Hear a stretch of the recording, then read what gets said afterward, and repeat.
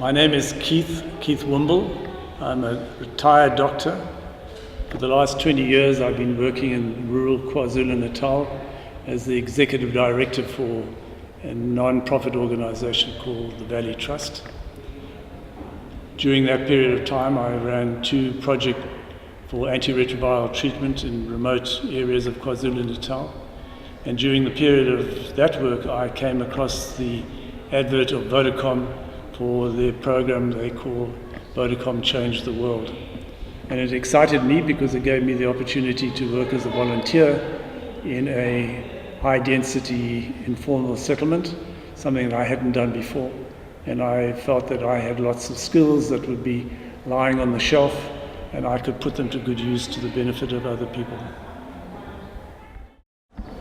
When I arrived in Khayelitsha, the informal settlement where Ikamva Labantu, the organization with which I am now volunteering, I found that there was a beautiful building that had just been built and it was known as a health and wellness clinic, and I had an uneasy feeling that there was not a need for a clinic, but what really was needed in Khayelitsha was to create a sense of wellness where communities understood their responsibility for their own health and their quality of life. And to do that, they needed information about how to look after their health. So we reassessed the role that I was to play in Khayelitsha. And we came to the conclusion that this building could become the nucleus of a wellness center where we would help communities to understand how they could look after their own health, take responsibility for it, and help to become part of the solution to the problem and take away the pressure off the community clinics. And what we're now doing is we're running training programs for the community and helping them understand the issues around their basic health issues.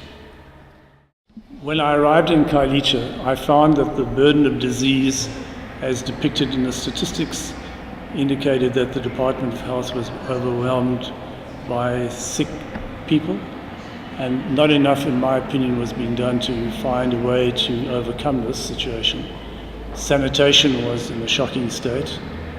Clean water was difficult to come by because it was being supplied in many homes as standpipes outside the homes. And this led to situations of contamination of the water, and diarrhea is one of the biggest killers in the community. I also found that the level of HIV and AIDS was very high, and sadly enough, homicide and injuries were the second and third biggest causes of death in the area. So these challenges led me to look at what else could be done in setting up the system that I was being asked to do.